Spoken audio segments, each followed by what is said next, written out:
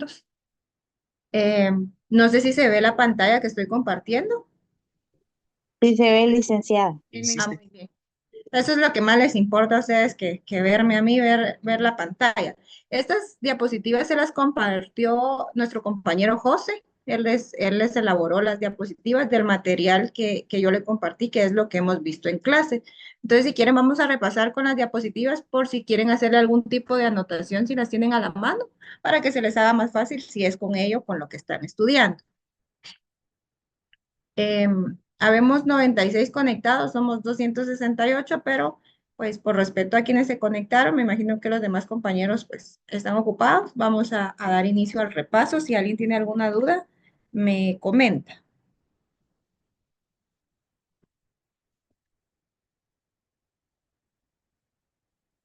¿Cómo le cambias las diapositivas?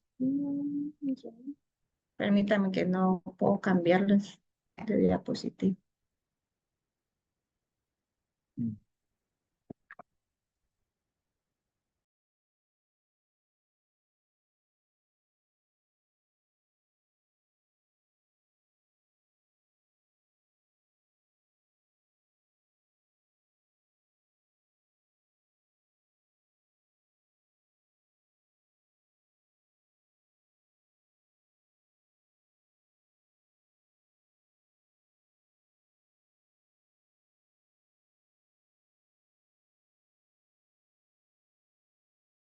Muy bien. Teníamos que, hablamos de dos escuelas, ¿verdad?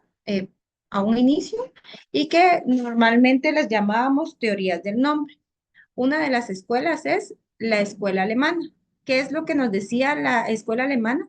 Que para empezar, para ellos, los títulos se llamaban títulos valor. Entonces, eso es lo que vamos a resaltar de esta escuela, una de las cosas que vamos a resaltar, que la escuela alemana llama a los títulos como títulos valor, lo que nosotros conocemos como títulos de crédito. Y nos dicen estos dos juristas, que son Bernard Witcher y Friedrich Carbon, que los títulos de crédito contienen un derecho incorporado inseparable del documento, es decir, el derecho no puede ejercerse sin la tenencia física del título. ¿Qué vamos a resaltar entonces en este primer párrafo? Que para ellos, la escuela alemana, los títulos de crédito tenían el nombre de títulos valor y que ellos sostenían que el derecho a ejercerse sobre ese título de crédito no se podía si no se tenía físicamente el título de crédito. Luego nos dice que esta escuela se basa en la teoría de la incorporación, que establece que el documento y el derecho son una unidad indisoluble para la doctrina alemana. Los títulos de crédito poseen tres principios fundamentales. Entonces, quiero que sepamos cuáles son los principios fundamentales, que son literalidad, autonomía y necesidad del documento. Literalidad y autonomía podemos verificar que en las características de los títulos de crédito que nosotros nos regula la ley son elementos principales, ¿verdad? Literalidad porque nos dice que se va a respetar el contenido que se exprese dentro del documento exclusivamente, o sea, lo que está expreso dentro del documento, dentro del título de crédito, es lo que va a tener la validez. Por eso es la literalidad, el principio de literalidad. Luego tenemos el principio de autonomía, que también decíamos que cada tenedor es el legítimo poseedor y los derechos son independientes de los poseedores anteriores. Y la necesidad del documento dice que sin la posesión física del título no es posible ejercer el derecho contenido en él. Si nos damos cuenta, este principio es de la mano con el de literalidad y con el de autonomía, pero este nace de la escuela alemana porque este dice que el derecho no puede ejercerse sin la tenencia física del título. Eso es lo que les dije que teníamos que resaltar. Entonces, necesidad del documento, que es otro principio, nos dice prácticamente lo mismo, que sin la posesión física del título no es posible ejercer el derecho contenido en él. Entonces, ¿cuáles son los tres principios de la escuela alemana? Literalidad, autonomía y necesidad del documento. ¿Cómo llamaba la escuela alemana a los títulos en ese momento? Los llamaba títulos valor y ellos decían que era necesario poseer el título físico para poder ejercer los derechos sobre este. No me dejan.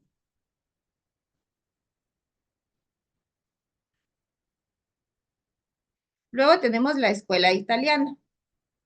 Esta, por otro lado, los llamaba títulos de crédito, que es como nosotros los conocemos. ¿Se recuerdan que en clase yo les dije que en algunas leyes íbamos a encontrar que le llaman título valor? Pero nosotros normalmente y regulados en nuestro código de comercio los encontramos como títulos de crédito. Y los pensadores como César Vivante y Francesco Ferrera planteaban que los títulos de crédito no solo incorporaban el derecho, sino que también lo creaban. Según esta teoría, el documento no es solo una prueba del derecho, sino que es la fuente misma de la obligación. Esta teoría tenía tres principios, también al igual que la escuela anterior, y estos principios son el principio de abstracción, que nos establece que el derecho derivado del título de crédito es independiente de la causa que lo originó. ¿A qué se refiere? Que yo tengo un título de crédito y mi derecho no va a tener relación con la causa que originó. O sea, en este sentido, cuando hablamos de causa, puede ser una negociación, un pacto que se haya tenido entre las partes anteriormente. El título de crédito es independiente. Si hubo algún problema, un incidente, todas las causas que originaron el título de crédito son independientes al valor que tiene el título de crédito.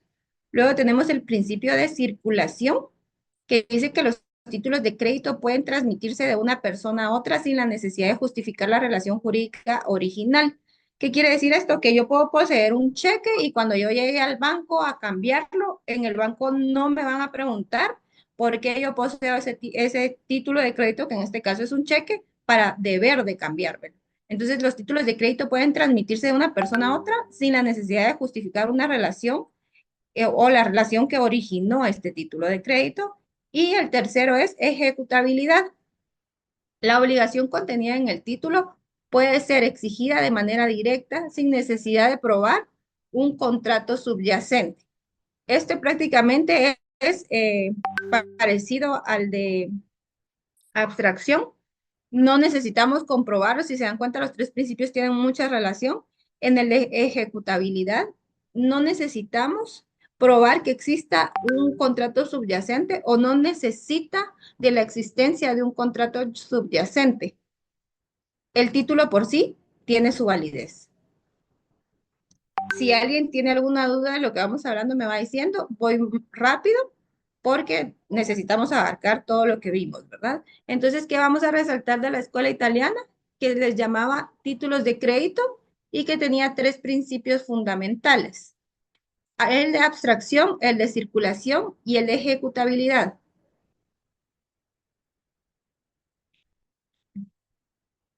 Vamos a la siguiente. Acá vamos a poner mucho énfasis porque puede que se confunda la escuela alemana con la escuela, aquí tiene los dos nombres iguales, pero es escuela alemana y escuela italiana, ahí lo corrigen en su diapositiva.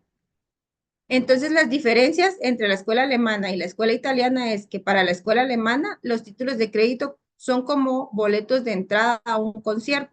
Si no tienes el boleto físico en la mano, no puedes ingresar sin importar si alguien te prometió que podrías entrar. Aquí el derecho está incorporado al documento, lo que significa que sin el título no puedes ejercerlo. Y la escuela alemana nos ponen otro ejemplo que dice, ahora imagina que compras un vale de regalo en una tienda. No solo es una prueba de que tienes derecho a comprar algo, sino que el vale mismo crea la obligación de la tienda de darte el producto. En este caso, el título de crédito crea el derecho y la obligación de pago sin depender de un contrato previo. Veámoslo de esta manera. En la escuela alemana, en lo que se basaba prácticamente es que el título de crédito no podía ejercerse su valor si no se poseía físicamente. Si nos damos cuenta, las teorías, tanto de una escuela como la otra, a pesar de que son de los títulos de crédito, son independientes una de la otra. No tratemos de buscarles diferencias específicas, porque lo que una expresa es el valor significativo que tiene la posesión del título de crédito, diciéndonos la escuela alemana que no se puede ejercer un derecho si no se posee el título de crédito. La escuela italiana lo que nos dice es que el título de crédito no solamente está creando un derecho para el poseedor, sino una obligación para otra persona que es la que tiene que dar la contraprestación. En este caso, como acá nos dice una gift card, que todos conocemos una gift card, entonces yo poseo una gift card, es un ejemplo porque las gift cards no son títulos de crédito, pero para que entendamos de manera más práctica esto, en una gift card yo obtengo un derecho y mi derecho es ir a un supermercado a canjearla, porque la gift card tiene un valor. Entonces, yo obtengo este gift card que en nuestras clases serían unos títulos de crédito, que repito, la gift card no es un título de crédito, solo es para que lo entendamos. Entonces, yo poseo el título de crédito, que acá lo estamos ejemplificando con una gift card. Entonces, yo acabo de obtener un derecho. Y cuando yo obtengo esto, cuando alguien me lo da, cuando el supermercado libró esta gift card, porque el supermercado, si se dan cuenta, las compra uno en las cajas de supermercado. Si yo se la quiero regalar en un cumpleaños, yo la compro en una caja. Entonces, cuando ellos emiten esta gift card, ellos se están obligando también. O sea, yo compro esta gift card por 500 quetzales, se la regalo a mi amiga porque era su cumpleaños. Ella, al recibirla, está obteniendo un derecho, pero el supermercado, cuando la emitió, contrajo una obligación que al momento de presentar la gift card, ellos tienen que canjearla. Entonces, esto es lo que quiero que entendamos. En la escuela alemana, si no se presenta el título de crédito, no se puede ejercer el derecho. O sea, obligatoriamente tenemos que tener el documento físico, el título de crédito, en este caso físico, para poder ejercitar el derecho. Esto es lo que nos dice la escuela alemana. ¿Y qué nos dice la escuela italiana? Que cuando se crea un título de crédito, no solamente se crea un derecho, sino se crea una obligación. Y no hay necesidad de que dependa de un contrato previo. O sea, yo poseo el título de crédito, entonces yo tengo el derecho y la persona que tiene que hacer efectiva la obligación posee la obligación. Entonces, espero que ahí estemos bien. ¿Cuál es la diferencia entre una escuela y la otra escuela? Si tratamos de buscar semejanzas, nos vamos a perder. Una tenía una teoría y hablaba un enfoque de los títulos de crédito que de igual forma se aplican en la actualidad, si se dan cuenta, en los elementos del título de crédito. Si no poseemos el título de crédito físicamente, no podemos ejercer nuestro derecho. Y actualmente también, cuando se libra un título de crédito, no solamente la persona que lo recibe está adquiriendo un derecho, sino la persona que lo está librando tiene una obligación.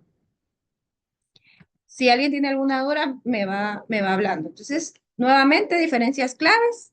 La escuela alemana dice que el derecho ya existía antes y el título solo lo representa.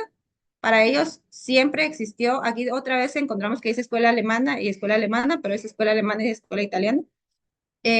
Dice que el derecho ya existía antes y el título solo lo representa. Y en la escuela italiana dice que el título mismo genera el derecho.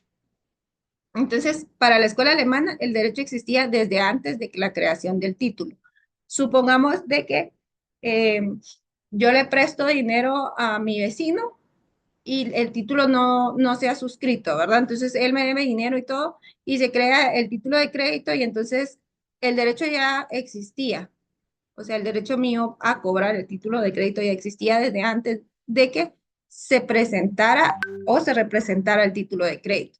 En la escuela italiana dice que los títulos mismos generan el derecho. O sea, al momento de que se libra el título de crédito, se genera el derecho, no existe desde antes. Entonces, ¿cuál es la diferencia clave aquí? Es que para la escuela alemana existía desde antes un derecho y para la escuela italiana el derecho se crea con el mismo título, o sea, no existe desde antes.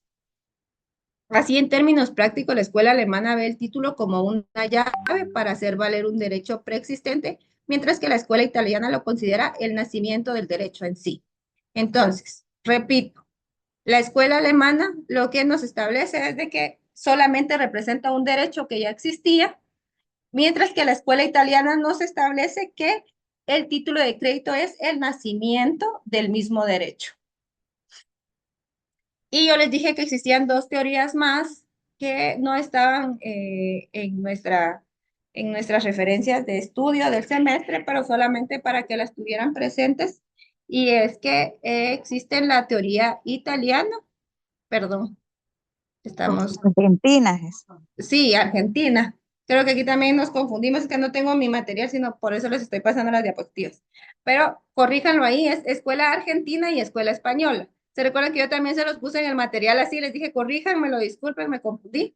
Pero es Escuela Argentina que llamaba a los títulos de crédito que nosotros conocemos como títulos circulatorios y la Escuela Española que les llamaba documentos de comercio, que esto es lo único que necesito de estas dos escuelas, que tengan conocimiento, porque ustedes están previos a realizar sus exámenes por están previos a realizar sus exámenes técnico-profesionales y muchas veces o en ocasiones el docente que les toque o su examinador puede preguntarle si existe alguna otra teoría, pues de nombre, pues existe la Escuela Argentina y la Escuela Española. Una los llamaba títulos circulatorios y la otra les llamaba documentos de comercio.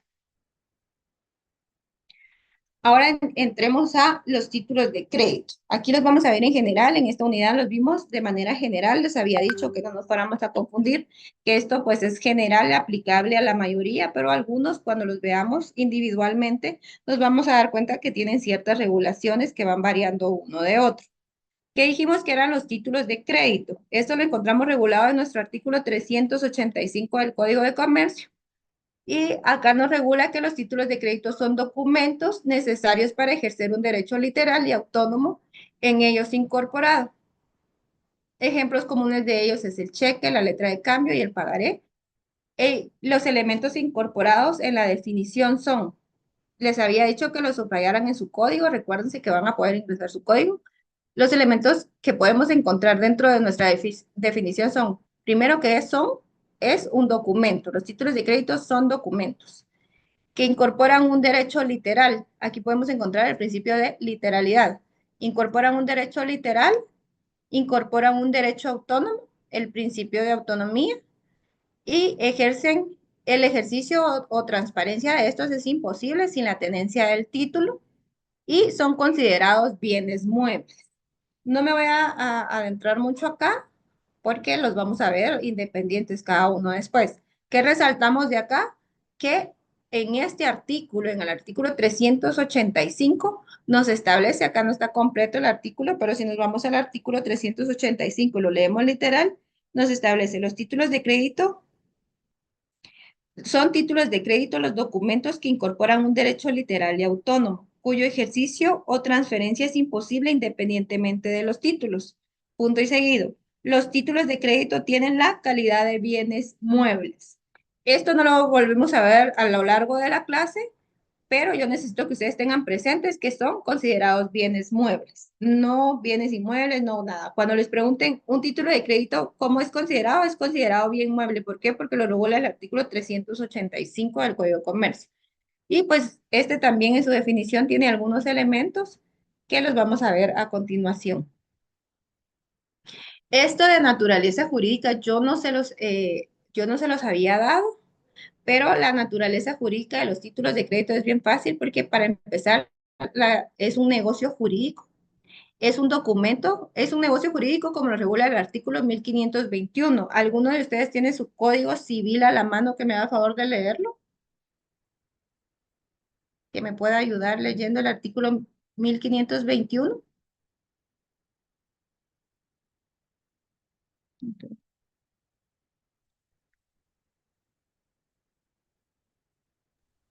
Me imagino que no están en sus casas, andamos todos. Buenas noches, licenciada. El artículo 1521 del Código Civil, Así es, proposición de contrato.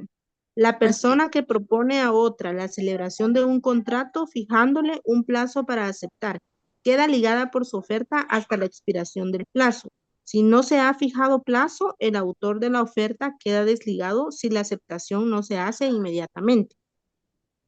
Muy bien, muchas gracias, Keila, le agradezco mucho.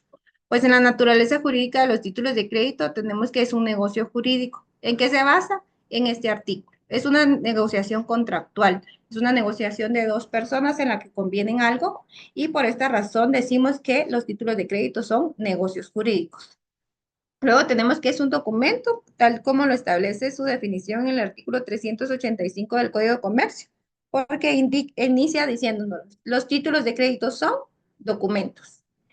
Y por último, son cosas mercantiles. Vámonos al artículo 4 del Código de Comercio, donde tenemos las cosas mercantiles. el artículo 4 nos regula qué cosas son cosas mercantiles.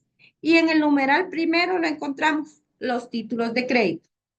Entonces, naturaleza jurídica y luego en el artículo 385 también, pues que tenemos que son bienes muebles porque es una cosa mercantil, es un documento.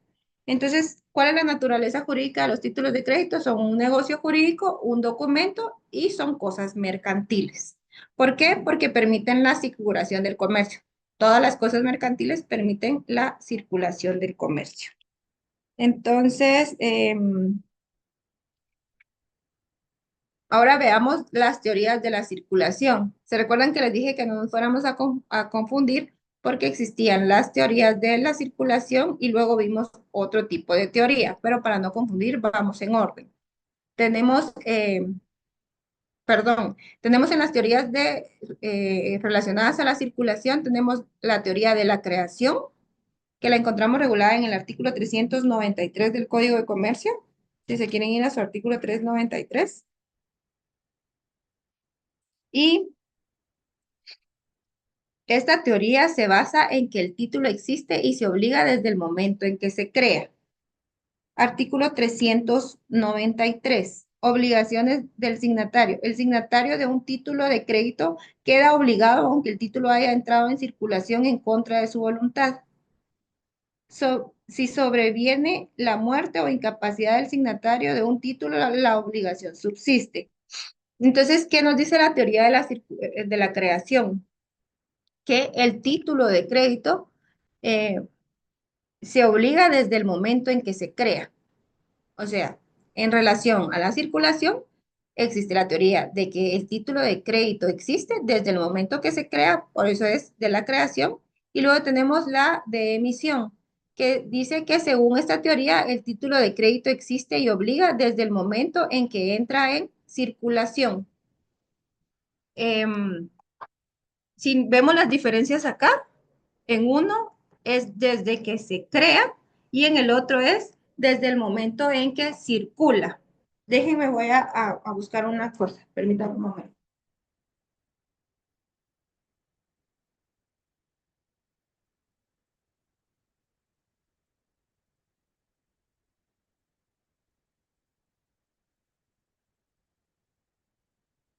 Muy bien. Continuemos. Entonces, las dos teorías de circulación son teoría de la creación, que dice que el mismo título se obliga desde el momento en que se crea, y la teoría de la emisión establece de que el título de crédito existe y obliga desde el momento que entra en circulación. O sea, yo creo un cheque y lo firmo, le pongo cierta cantidad, lo pongo al portador o simple y sencillamente porque lo voy a pagar en algún lugar y lo guardo. Entonces, en esta teoría, ese era el ejemplo que poníamos en la clase.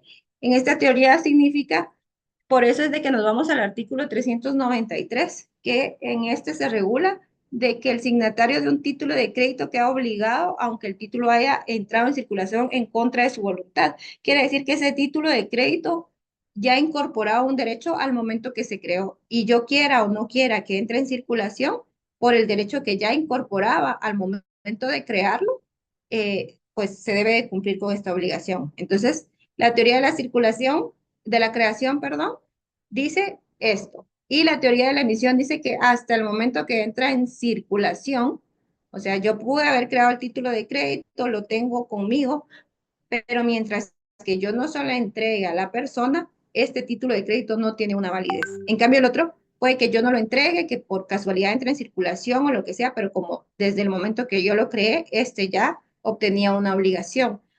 Por así decirlo, como normalmente ustedes lo oyen, nace a la vida jurídica. Entonces, pues, usemos este término que estamos tan enlazados nosotros que estudiamos derecho, es en la teoría de la creación nace a la vida jurídica desde el momento que lo creo y en la teoría de la emisión nace a la vida jurídica desde el momento que entra en circulación.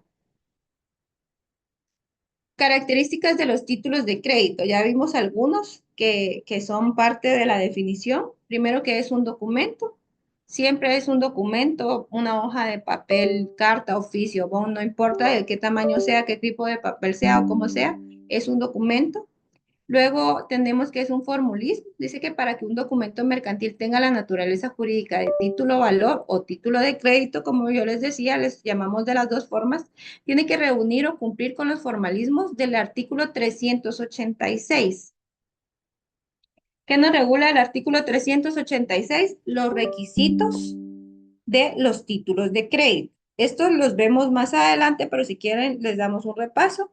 Dice, solo producirán los efectos previstos. Estamos leyendo el artículo 386. En este código, los títulos de crédito que llenen los requisitos propios de cada título en particular y los generales siguientes. ¿Por qué dice de cada título en particular? Porque hay títulos de crédito que tienen unos requisitos extra, pero estos requisitos del artículo 386 son los requisitos generales, o sea, requisitos para todos los títulos de crédito. Tiene que tener el nombre del título de que se trate, o sea, qué tipo de título es, si es un pagaré, si es una letra de cambio, si es un cheque, debe contener la fecha y el lugar de creación. Se recuerda que acá dijimos que esta fecha podía ser subsanada. Luego tenemos los derechos que el título incorpora, o sea, la incorporación, que es, ahí establece la cantidad y todas estas cuestiones que tienen que ser literal. Recuérdense que lo que establece el título de crédito es lo que se puede, el derecho que se puede ejercitar. No podemos pactar nada fuera del título de crédito, sino solamente lo que en él expresa.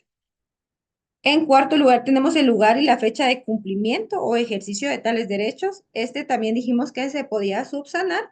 Y en quinto lugar, tenemos la firma de quien lo crea. Más adelante vamos a ver la importancia de la firma. En los títulos de crédito en serie, acá resaltamos algo que dijimos que en los títulos de crédito podía estamparse firma por cualquier sistema controlado y debe llevar por lo menos una firma autógrafa.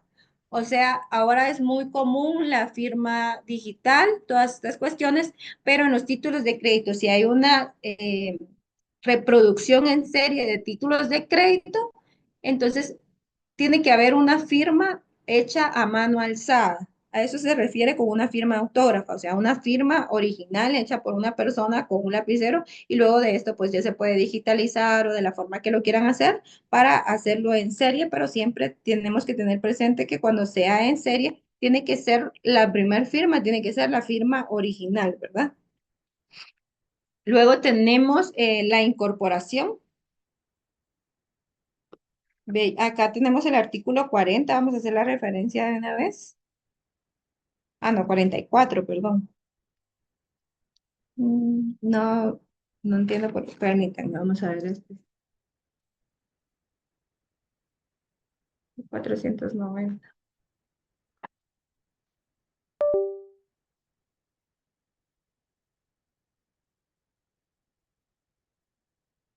Ah, muy bien. Artículo 390, efectos de la transmisión. La transmisión de un título de crédito comprende los derechos principales que en él se consignan y las garantías y derechos accesorios.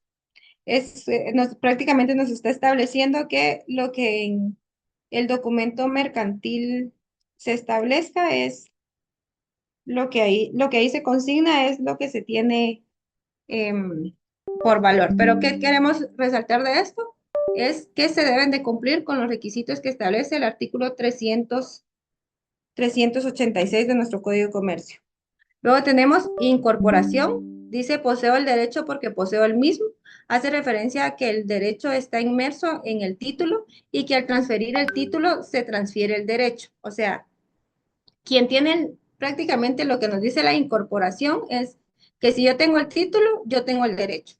Si yo ya no tengo el título, yo ya no tengo el derecho. ¿Quién va a tener el derecho? El que posea el título en ese momento. Entonces, el poseedor del título es el poseedor del derecho. Si yo ya no tengo el título, ya no tengo el derecho. Grábenselo de esta manera. Poseo el derecho porque poseo el título. Entonces, esto se trata de incorporación. Para yo tener el derecho, tengo que tener el título. Así de simple. Si yo tengo el título, tengo un derecho. Si yo tengo un derecho es porque poseo el título. Si se transfiere este título, el derecho lo va a tener la persona a la que se le transfirió. Luego tenemos literalidad, que este nos establece que en el título de crédito se encuentra incorporado un derecho, pero los alcances de este derecho se rigen por lo que en el documento se establece. Entonces, ¿qué nos dice esto? Que solamente vamos a tener derecho a lo que en el título de crédito se establece, lo que se tiene escrito dentro del título de crédito, más no cualquier otra cosa que se pacte fuera de lo que está establecido dentro del título de crédito. O sea, tiene literalidad. Si en el título de crédito dice que son 20,000 quetzales, aunque nosotros de palabra hayamos hablado de que lo íbamos a dejar en 15,000 quetzales y que los demás no importaba que no se pagaran, pero si no se deja establecido dentro del mismo título de crédito, no tiene ningún valor, porque dentro de las características o sus elementos existe la literalidad y solamente va a ser válido o solamente se puede reclamar lo que existe escrito dentro del título de crédito, nada fuera de él. Luego tenemos el de autonomía, ya lo hemos hablado, que dice que la persona que recibe un título de crédito por medio de endoso o de varios endosos interrumpidos adquiere un derecho autónomo e independiente al de el anterior tenedor. ¿Qué nos dice acá? Yo tengo un título de crédito, a mí no me importa lo que haya pasado con las personas anteriores, en palabras coloquiales, no me interesa qué pase con ellos. Mi derecho es independiente de cualquier situación que se pueda presentar con cualquiera de los tenedores anteriores del título de crédito. Luego tenemos legitimación, que dice que la persona que tiene un título de crédito para ejercer el derecho que consigna tiene que exhibirlo y entregarlo en el momento de ser pagado. La legitimación prácticamente nos dice que ahí sí que como tiene el de incorporación, yo poseo el derecho porque poseo el título. En legitimación yo puedo optar a que se me haga efectivo el título de crédito, a ejercer mi derecho del título de crédito si exhibo el título de crédito y lo entrego. Esto es muy importante. Si yo tengo un cheque, yo voy al banco para que a mí me den lo que consigna el cheque, los 1,000, 5,000, 3,000 quetzales que consigna el cheque, yo tengo que presentar mi cheque y tengo que entregarlo al banco. Con eso ellos están haciendo efectiva la obligación y están recibiendo de vuelta el título de crédito, porque recuérdense que ese contiene un derecho. Entonces, al momento de ellos hacerlo efectivo, tienen que tener de vuelta el título de crédito. Si ustedes llegan a perder un título de crédito, eh, pues no pueden hacer efectivo el derecho porque para ello tienen que entregarlo, tienen que exhibirlo y tienen que entregarlo. Luego tenemos el de circulación, que dice que los títulos de crédito están diseñados para circular de persona a persona. O sea, esta es la finalidad de los títulos de crédito, la circulación. Recuérdense que uno de los principios del derecho mercantil es la rápida circulación de los fines, perdón, del derecho mercantil es la rápida circulación del comercio. Y los títulos de crédito vienen a esto, a ayudar la circulación en el comercio. Entonces, estos pueden circular de persona en persona. Esa es la finalidad y para eso están diseñados y por eso son documentos. Luego tenemos la ejecutividad. El documento o título contiene una cantidad líquida y exigible y en tal sentido debe requerirse su pago por la vía ejecutiva. Ante el incumplimiento del derecho a su presentación, hace procedente su cobro coactivo por vía judicial. Como les decía anteriormente, este es tomado como un título ejecutivo, entonces al momento de que no se nos cumple con la obligación, podemos iniciar el procedimiento de acción cambiaria que ya hablamos y ahora lo vamos a repasar. Entonces, recordemos cuáles son las características de los títulos de crédito. Primero es un documento. Segundo, contiene formalismos porque sus requisitos esenciales están regulados en el artículo 386 del Código de Comercio. Incorporación, literalidad, autonomía, legitimación, circulación y ejecutabilidad. ¿Alguien tiene alguna duda hasta dónde vamos? Muy bien, pasemos al siguiente. Elementos personales de los títulos de crédito. ¿Quiénes son las personas que intervienen en un título de crédito? Recuérdense que dijimos que estos eran a modo general porque van variando dependiendo del título de crédito, pero tenemos el beneficiario, que es el tenedor del título de crédito. El creador o librador, quien emite el título de crédito, el girado, deudor o librado, que es el obligado a pagar el título de crédito, y dijimos que estos eran los tres principales. las tres figuras principales dentro de los títulos de crédito. Y también existían otros tres, que era el avalista, que lo vemos, esta figura lo vemos presente en el avalista, que es quien avala el título, quien avala el título de crédito, quien garantiza el título de crédito, que lo comparamos con un fiador, pero que nos dimos cuenta que existían ciertas diferencias porque avalista era para los títulos de crédito y fiador era para los contratos, pero prácticamente son figuras muy similares. Ya lo vamos a ver adelante. Luego tenemos el endosatario y el endosante. Dijimos que endosatario era la persona que recibía el documento, el título de crédito endosado, y el endosante era la persona que estaba realizando el endoso.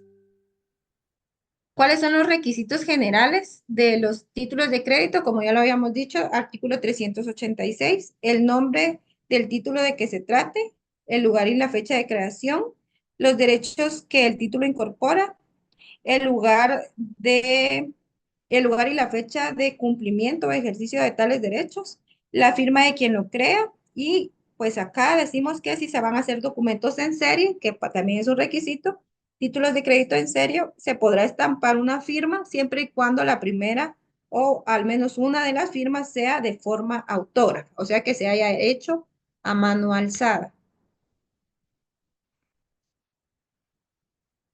Dijimos que estos dos se podían subsanar, esto no está en el documento, pero en el párrafo segundo encontramos por qué se puede subsanar el lugar, la fecha y el lugar de creación y por qué se puede subsanar el lugar y la fecha de cumplimiento. En nuestro segundo párrafo del artículo 386 nos da estas dos soluciones, ¿verdad? Si no se menciona en el lugar de creación, se tendrá como tal el domicilio del creador. Si no se menciona el lugar de cumplimiento o ejercicio de los derechos del título de crédito o que el título consigna, se tendrá como tal el domicilio del creador del título. Y luego nos establece que si tuviere varios domicilios, el tenedor podrá elegir cuál de ellos quiere tomar. Entonces, acá es donde encontramos por qué se puede subsanar el lugar de creación y el lugar para ejercer los derechos del título de crédito. Luego, ¿qué representan los títulos de crédito? Dijimos que los títulos de crédito representaban dos cuestiones. Representan dinero y representan mercaderías. Por ejemplo, el dinero, títulos de crédito que representan dinero, tenemos el cheque, el pagaré, la letra de cambio. Y títulos de crédito que representan mercaderías, tenemos certificado de depósito, carta de porte, conocimiento de embarque y algunos otros que vamos a ver más adelante. Entonces, ¿qué representan los títulos de crédito? Son representativos de dinero y son representativos de mercancías, varían uno del otro, ¿verdad? Algunos como el cheque solamente se pueden hacer cambio por dinero y algunos como los de mercancías, que son los certificados de depósito, pues se hacen cambio por mercaderías. Y también a esto que representa se les llama como elementos reales o materiales. Luego hablamos del negocio subyacente o relación causal o negocio causal, que lo podemos encontrar en el último párrafo del artículo 386 y dice que el negocio por el cual le da origen al título de crédito, pero que no se ve. Leamos el último párrafo del artículo 386. Dice la omisión insubsanable de menciones o requisitos esenciales que debe contener todo título de crédito no afectan al negocio o acto jurídico que dio origen a la emisión del documento. Quiere decir que si hay alguna omisión de algún requisito que sea insubsanable, porque ya dijimos cuáles eran los que se podían subsanar, pero si hay omisión de algún requisito insubsanable, esto no afecta el negocio original, o sea, el negocio que o acto jurídico que le dio origen al título de crédito no se va a ver afectado. O sea, las obligaciones que se contrajeron en esa negociación previa al título de crédito no se ven afectadas por la falta de alguno de los requisitos, por la omisión de alguno de los requisitos que ya los mencionamos que son insubsanables. O sea, el título de crédito viene a ser independiente de el negocio jurídico que le dio vida a este título de crédito. A eso se refiere el negocio subyacente o relación causal o negocio causal, como ustedes lo quieran ver. el negocio jurídico que le dio vida al título de crédito no se ve afectado, si así lo quieren escuchar, no se ve afectado por alguna omisión de un requisito esencial dentro de un título de crédito. Facultades de llenar requisitos, artículo 387 del Código de Comercio. Dice facultad de llenar requisitos si se omite algunos requisitos o menciones en un título de crédito, cualquier tenedor legítimo podrá llenarlo antes de presentarlo para su aceptación o para su cobro. Las excepciones derivadas del incumplimiento de lo que se hubiere convenido para llenarlo no podrán oponerse al adquiriente de buena fe. Entonces acá lo que nos establece es de que si faltara algún requisito, ustedes recuerdan que hablamos que algo que no se podía llenar definitivamente, que no se podía ni subsanar ni podía llenarlo era la firma. Pero luego si le falta el nombre del título, por así decirlo, no dice que es letra de cambio, pues el tenedor del título puede colocar letra de cambio siempre y cuando nos manejemos por el principio de buena fe, ¿verdad? O sea, no alterarlo más, llenarlo con los datos que son correctos, pero sí el tenedor del título, si faltare algún dato, puede llenarlo siempre y cuando no sea la firma, porque la firma es el que le da el valor al título de crédito. Luego vimos el favor de Vittori, que lo encontramos en el artículo 388, y este que es nada más que vamos a tomar en cuenta lo que más favorezca al deudor. Y acá encontramos algunas variantes del favor de Vittori en nuestro artículo y decimos, tenemos que, cuando encontramos en un título de crédito que está escrita la cantidad variada, dice, el título de crédito que tuviere su importe escrito en letras y en cifras, o sea que tiene dos escritos, valdrá en caso de diferencia por la suma escrita en letras. O sea que si en un título de crédito encontramos dos cifras diferentes que están escritas, una en números y la otra en letras, la que va a tener un valor acá es la que está escrita en letras. No nos establece si es la mayor o la menor, nos establece que va a valer la que está escrita en letras. Entonces, ¿cuál es la primera eh, que nos muestra acá? Es que cuando está escrito en letras y en cifras y hay una variación en ella, entonces vamos a tomar en cuenta la que está escrita en letras. Y luego tenemos la segunda, que es si la cantidad estuviese expresada varias veces en letras o en cifras, el documento valdrá en caso de diferencia por la suma menor. Cuando esté escrita varias veces, por ejemplo, que está el monto en números, pero luego describe el pago de en números está escrito 1,000 quetzales. Y luego en letras está escrito el pago de los 1,000 quetzales se harán en 3 cuotas de 200 quetzales cada uno para completar la totalidad de la deuda de 600 quetzales. Entonces, está escrito varias veces, está escrito en muchas ocasiones, tanto en letras como en números, pero en esta ocasión vamos a tomar la cantidad que más favorezca al deudor, como lo que significa favor debitorio, y vamos a tomar, en este caso serían los 600 quetzales, porque es la que más le favorece a él, porque está escrita en varias ocasiones, tanto en letras como en números, pero acá la ley es clara y nos dice que se tomará el monto que sea más favorable para el deudor o el monto más pequeño. Entonces, esas son las dos causales o las dos diferencias en los escritos en cuanto a los títulos de crédito y a lo que se refiere el favor debitorio. Luego, exhibición del título de crédito o pago parcial, artículo 389. Dice, el tenedor de un título de crédito para ejercer el derecho que en él se consigna tiene la obligación de exhibirlo y entregarlo en el momento de ser pagado. Acá les dije que podíamos identificar las características de circulación y la característica más importante, que es la de incorporación, y la característica de legitimación.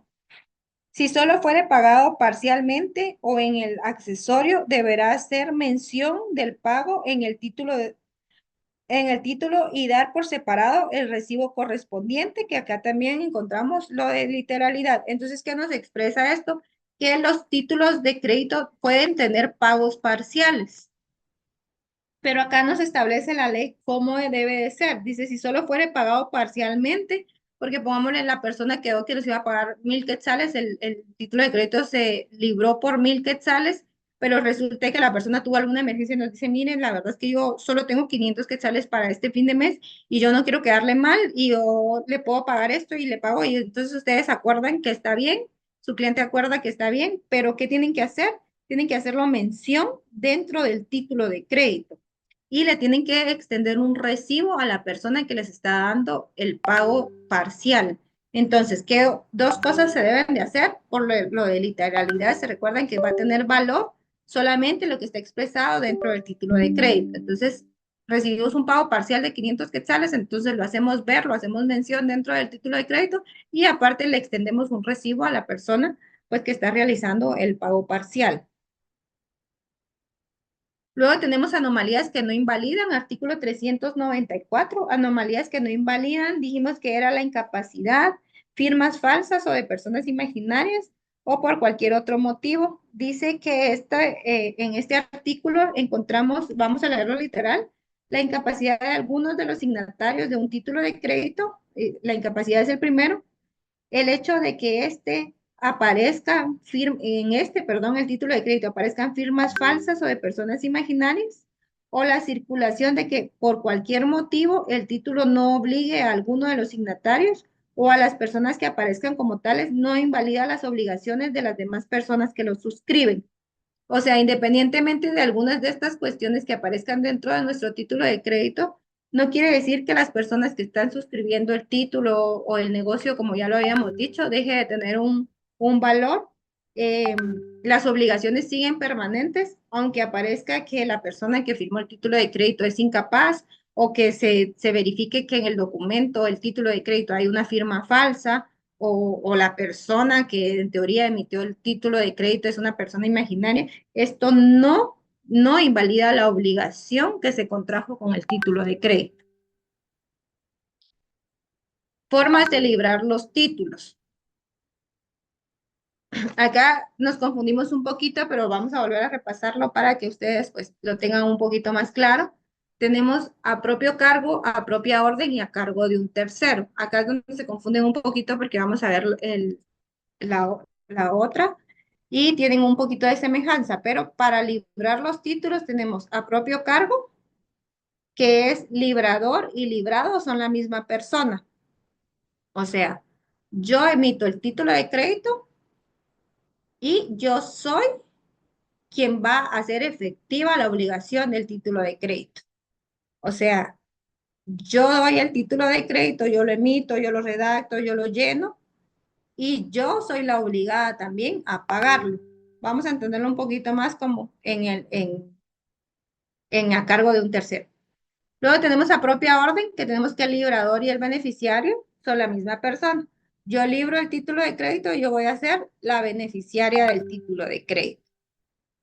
En el caso de a propio cargo, ejemplo, un pagaré, yo libro el pagaré y yo tengo que pagar el pagaré. O sea, yo estoy librando el pagaré, yo lo estoy haciendo, yo lo estoy llenando y yo me estoy comprometiendo y soy yo la que lo va a pagar. En la propia orden, yo lo estoy librando y yo me voy a beneficiar, en este caso un cheque, yo lleno el cheque, o sea, como libradora, yo estoy llenando el cheque, lo firmo, le pongo la cantidad y lo pongo a mi nombre, por así decirlo, o soy yo quien va a hacerlo efectivo o quien va a cambiarlo al banco porque yo soy la beneficiaria de ese cheque. No cargo efectivo, entonces no tengo mis tarjetas, no cargo efectivo y lo único que tengo es un cheque, pues entonces lo lleno, voy al banco y a pesar de que es mío, que yo lo estoy librando, es a mí a quien se lo van a pagar. En a propio cargo es yo estoy librando, yo estoy y yo lo voy a pagar. No me lo van a pagar a mí. Al igual que en a propia orden, yo libro el título. En las dos formas, a propio cargo y a propia orden, yo lo libro. La diferencia es que a propio cargo yo lo libro y yo lo voy a pagar.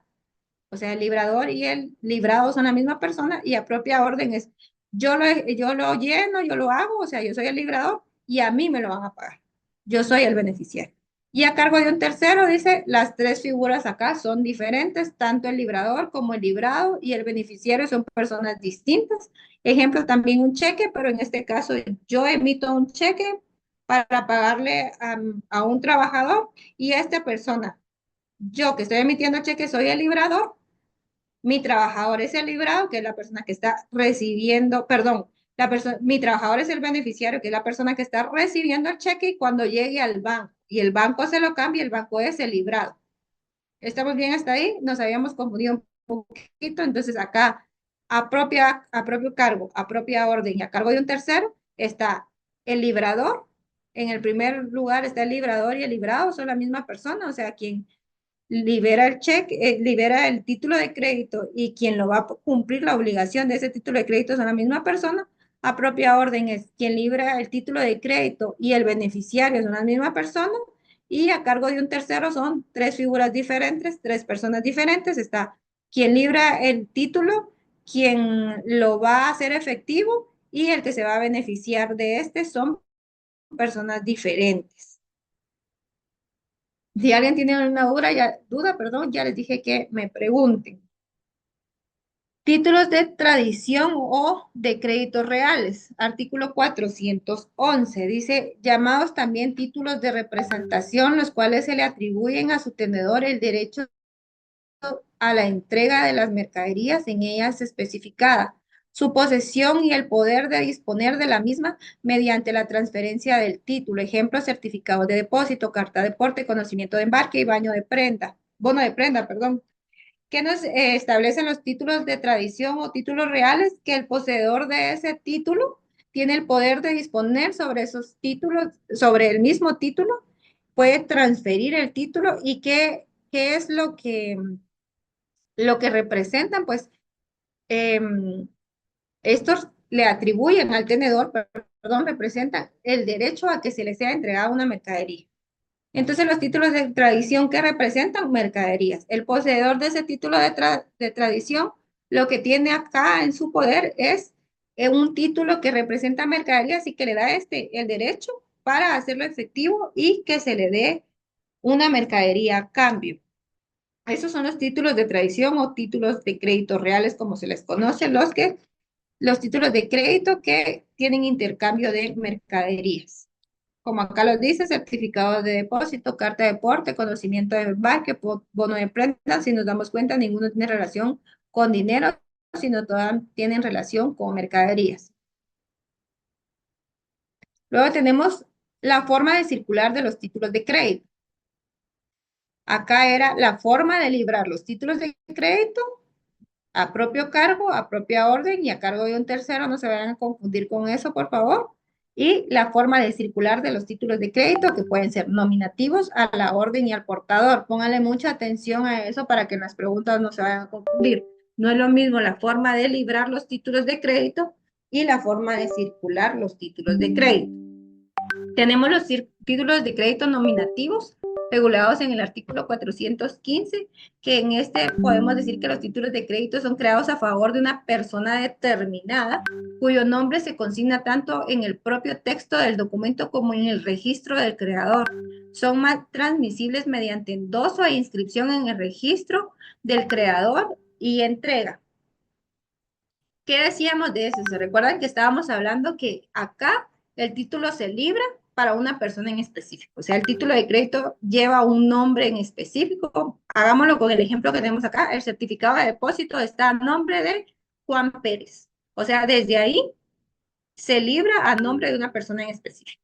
Certificado de depósito a nombre de Juan Pérez. Pero ¿dónde más va este nombre? En el registro. Los títulos nominativos tienen que tener un registro. Quien crea los títulos nominativos tiene que llevar un registro, ya sea un registro digital o un registro físico o un libro que le quieran llamar registro de títulos de crédito nominativos. Ellos tienen que tener registrado el nombre de la persona a la que le emitieron el certificado de depósito en este caso, ¿verdad? Que es el ejemplo que estamos usando. Entonces, van a nombre de una persona en específica y tienen un registro. ¿Qué más nos dice esto? ¿Cómo se transmiten? Estos se transmiten mediante endoso e inscripción en el registro del creador y la entrega. O sea, yo lo transmito endosándolo y llevándolo en el registro. O sea, no solamente tengo que tener registrado el nombre, sino al momento de que se transmiten, se endosan y en el registro que se tiene se hace cambio o se ingresa el nombre de la persona a la que se le está endosando y se entrega. Entonces, ¿qué tres cosas tenemos que hacer? Endosarlo, lo inscribimos en el registro, o sea, se ingresa a quién se le está endosando el título de crédito y se entrega el título de crédito. Entonces, los nominativos son creados para una persona en específico, o sea, llevan un nombre inmerso y se tiene un registro de esto. Y para que se transmitan o para que circulen, se tiene que endosar, se tiene que registrar este endoso y se tiene que entregar el título. Luego tenemos a la orden. A la orden también son títulos de créditos creados a favor de persona determinada. Eh, pero este no tiene, a diferencia de los nominativos, no tiene un registro. Esto es que les quede bien claro. La diferencia entre un nominativo y uno a la orden es que el nominativo tiene registro y a la orden no tiene registro. Los dos son creados para una persona determinada, pero en uno se lleva un registro y en el otro no. Y para que circulen, esto se hace mediante endoso y entrega el título nada más. A diferencia de los nominativos, que para que circulen se tiene que endosar, crear el registro o dejarlo inscrito en el registro y entregarlo. En la orden solamente se endosa y se entrega por lo mismo porque no se tiene un registro. Y luego tenemos los cheques, los títulos de crédito al portador, que dice que son títulos de crédito que no están emitidos a favor de ninguna persona determinada, aunque no contenga la cláusula del portador, se transmiten por la simple tradición y entrega. Entonces, ¿cómo circulan? Simple y sencillamente entregando el título de crédito. Una vez estén al portador, porque como no están creados para una persona determinada, a diferencia de los nominativos y a la orden, para que estos circulen solamente basta con entregar el título de crédito. Ejemplo, un cheque al portador, ¿verdad? Yo emito un cheque al portador solamente con entregárselo, no necesito endosarlo para que éste pueda hacerlo efectivo. En a la orden también podemos poner el ejemplo un cheque, pero un cheque a nombre de una persona en específico. Entonces, para que esta persona pueda circularlo, transmitirlo o hacerlo efectivo, tiene que endosarlo en la parte trasera de un cheque. Se recuerdan que cuando uno va al banco, aunque esté en nombre de uno, uno lo firma, pone su DPI, el nombre completo, eso es a lo que nosotros llamamos endoso. Entonces, la diferencia, nominativos a nombre de una persona en específico y se lleva un registro y para que estos circulen solamente hay que endosarlos, crear el registro del endoso y entregarlos. A la orden, estos están también creados a nombre de una persona determinada, pero no se lleva ningún registro y para que circulen se tienen que endosar y se tiene que entregar el título nada más y al portador pues no son creados para ninguna persona y no importa que no lleven inmersa la cláusula del portador, simple y sencillamente no están creados para una persona en específico, se entiende que son al portador y para que circulen solamente basta con entregar el título de crédito. ¿Cuáles eran los títulos de crédito atípicos o nominativos? Dice, son documentos que incorporan un derecho literal y autónomo cuya circulación y ejercicio es imposible independientemente del título, pero no se encuentran regulados dentro de la ley, sino que son producto de la voluntad de las partes y la costumbre mercantil. Estos son, dijimos que para que se recuerden, en la clase dijimos que los títulos de crédito atípicos o innominativos se refiere a que no están regulados dentro de nuestro código de comercio. Recuérdense de esto. No están regulados dentro de nuestro código de comercio, pero tienen las características de los títulos de crédito como tal. Estos normalmente son creados o les dan origen algunos reglamentos o resoluciones en los dos casos que existen, la Junta Monetaria y algunas otras cuestiones, pero normalmente son en bancos que los podemos encontrar. Tienen las mismas características o los mismos elementos y los mismos derechos que un título de crédito, pero no los encontramos regulados en nuestro Código de Comercio. Esas son las diferencias de los títulos de crédito atípicos o inominados con los títulos de crédito que regula nuestro código. Y teníamos los dos ejemplos que son los certificados de depósito a plazo y los certibonos, que son algunas de las figuras que encontramos de títulos atípicos o títulos inominativos, pues tienen las características de los títulos de crédito, pero no están en nuestro código de comercio, sino nacieron a la vida jurídica, como acá se los pongo en el ejemplo, por resoluciones como de la Junta Monetaria o acuerdos o resoluciones, ¿verdad? Que se dan en algunos bancos. Los títulos impropios dice que son los documentos o títulos que conllevan algún tipo de préstamo, pero no son creados para circular, no contienen una literalidad en cuanto a elementos, subjetividad y no están firmados, pero acreditan un derecho o legitimación. Estos títulos impropios no poseen las características de los títulos de crédito mismos, pero sí poseen un derecho incorporado como los boletos de avión, los boletos de lotería, las pólizas de seguro, los boletos de estacionamientos y otros que tienen valor probatorio y constitutivo de un derecho, como ¿por qué un boleto de avión? Pongamos otro que no esté acá, un boleto de una entrada a cine. Yo la compro, este no tiene ninguna característica, carece de características o de requisitos de los títulos de crédito, por así decirlo, porque un boleto o una entrada al cine no tiene una firma, no tiene, bueno, sí puede tener fecha porque cuando vamos al cine decimos el día de la función y la hora y del lugar donde nos queremos sentar, pero carece de requisitos esenciales como la firma y no tiene varias características que tienen los títulos de crédito, pero sí incorpora un derecho, legitima, perdón, a una persona a hacer efectivo un derecho y también la persona que lo está emitiendo contrae una obligación. Entonces yo compro un boleto de cine y cuando yo lo adquiero, estoy pagando, me están dando un papelito, yo lo presento en la entrada del cine, en la taquilla, y ellos tienen la obligación de dejarme entrar a ver una película. Igual lo puedo ceder, no necesito endosarlo, no necesito ningún requisito para dárselo a otra persona. Yo ya no puedo asistir a la función porque tuve una emergencia, puedo llamar a mi amiga, a mi hermano o a alguna persona y decirle, mira, te regalo esta entrada, solamente tenés que estar ahí en el horario que ahí establece y el día que establece. Y pues al final el que libra estos títulos impropios tiene una obligación y tiene que cumplirla. Características de los títulos impropios, dice, no reúnen literalidad, no están firmados, no están creados para circular, atribuyen una supuesta legitimación a su poseedor, porque dice que no están creados para circular, pues esta no fue su fin principal, ¿verdad? Lo que nos dan ese papelito como garantía del cumplimiento de una obligación, más no me lo dieron para que yo lo transfiera de persona en persona y circule por mucho tiempo, ¿verdad? Sino que son creados para que yo lo recibo y yo lo presento en taquilla y ahí se terminó.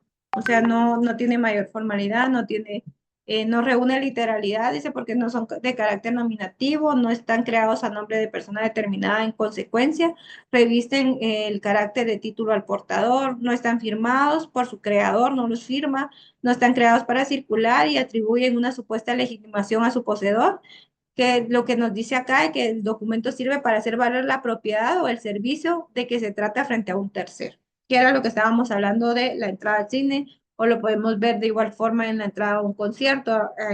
Me imagino que los que están ahora escuchándome más de alguna vez supieron o les pasó que compraron entrada a un concierto y ya no pudieron asistir ese día, pero sí lo pudieron dar a otra persona, o inclusive algunas veces yo he visto que pasan personas, porque a veces yo paso por Cayala y hay conciertos, entonces estoy viendo ahí que están las personas vendiéndolos y entradas, o compro entradas y hay personas que pasan y los pasan vendiendo y pues no hay ningún movimiento extra más que ellos entregan el título en este caso la entrada, se las pagan y estos los pueden vender a otra persona a pesar de que no fueron creados para circular, pero tienen un derecho y esta persona pues puede disponer del derecho por sí sola. Hablamos de la acción cambiaria, que es la facultad que tiene el tenedor de un título para accionar judicialmente y exigir el cumplimiento forzoso en contra de las personas obligadas por haberse negado a cumplir con el derecho que incorpora el mencionado título. ¿Cómo se hace? Se hace a través de un juicio ejecutivo. ¿Cómo se ejercita la acción cambiaria? A través de un juicio ejecutivo. Y el juicio ejecutivo no es más que la facultad, o sea, el derecho que le asiste a la persona que posee el título de crédito de iniciar el cobro por la vía judicial. Eso es la acción cambiaria. Luego, las causas para ejercitar la acción cambiaria, dice, se ejecutan los casos de falta de aceptación o la aceptación parcial, que ya vimos que es la aceptación y vimos que se puede ejercitar la acción cambiaria, se tiene que hacer un protesto, pero eso lo vamos a ver más adelante.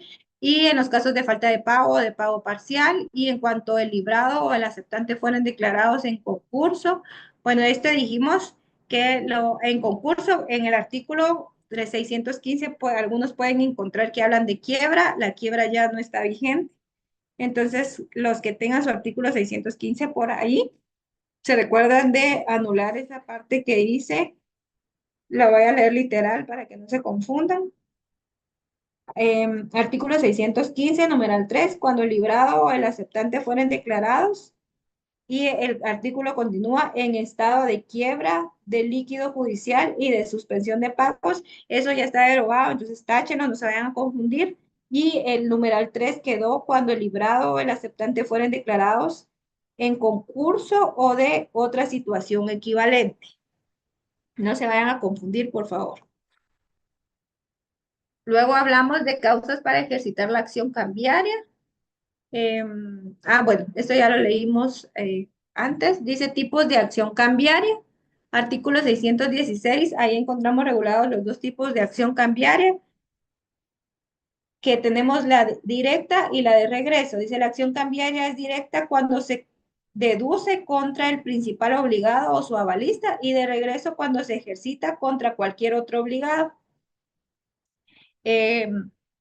Acá dijimos ejemplo, la directa es cuando yo ejerzo mi acción cambiaria contra el librado o contra, perdón, el librador o contra el avalista. Recuérdense que el avalista tiene las mismas obligaciones que el librador. Entonces, yo emito el título de crédito y mi hermana es mi avalista. Entonces, en la directa, quien va a ejercer la acción cambiaria la va a ejercer directamente contra mí y contra mi hermana. Yo que libré el título y mi hermana que es mi avalista. O si en un caso en el título de crédito no existe un avalista, pues directamente a la persona que libró el título de crédito. En cambio, la de regreso nos establece que se ejercitará en contra de cualquier otro obligado. En este caso podría ser un endosante, ¿verdad? Un cheque. Entonces, hubieron varios que lo endosaron y entonces yo voy a ejercer mi acción cambiaria contra la persona que me lo endosó a mí, más no con la persona que lo libró, o sea, la persona original. Yo tengo un negocio con una persona y esta persona me entrega un cheque que fue librado por Juan Pérez, pero este es Macario López y él fue el que me lo endosó a mí. Entonces, como el negocio yo lo realicé con él y el cheque no tiene fondos, entonces yo lo voy a hacer contra Macario López, más no lo voy a hacer contra Juan Pérez, que fue quien lo libró. Este es el de regreso.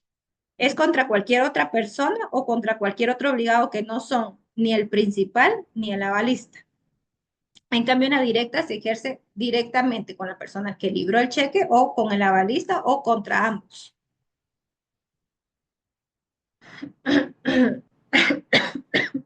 En el artículo 619 tenemos excepciones, que son los recursos que se pueden interponer contra la acción cambiaria. Y acá se recuerdan que yo les dije que el artículo es expreso al decir que solamente estos recursos o solamente estas excepciones se pueden imponer en la acción cambiaria. Y acá tenemos enumerados, son 13 y los encontramos regulados para no extenderme tanto en el artículo 619. Pero ¿cuáles son los recursos que se pueden interponer o las excepciones que se pueden interponer en una acción cambiaria? Solamente los que regula el artículo 619 de nuestro Código de Comercio. Hablamos de la prescripción y de la caducidad. La prescripción dice que existe la prescripción directa, la prescripción de regreso contra el tenedor y la prescripción contra otro obligado anteriores. Las prescripciones, estamos hablando de la prescripción para el inicio de la acción cambiaria. Entonces, la directa que dijimos que era contra el librador y el avalista, o contra solo uno cuando solamente una figura exista, o contra los dos cuando existan ambos, es de 3 años contados a partir del día del vencimiento, y lo encontramos regulado en el artículo 626 del Código de Comercio. Tenemos la prescripción de regreso, que es contra cualquier otra persona que no sea el librador y el avalista, que es 1 año contados desde la fecha del vencimiento, artículo 627 del Código de Comercio, y contra otros obligados anteriores que tenemos 6 meses contados a partir de la fecha de pago voluntario. Artículo 628 del Código de Comercio. Entonces, esos son los 3 tipos de prescripciones. directa de regreso contra el tenedor y contra otros obligados anteriores. Luego tenemos la caducidad. La caducidad es inapelable y el derecho se extingue definitivamente al cumplirse el plazo. Artículo 623. Dice caducidad, la acción cambiaria del último tenedor del título caduca.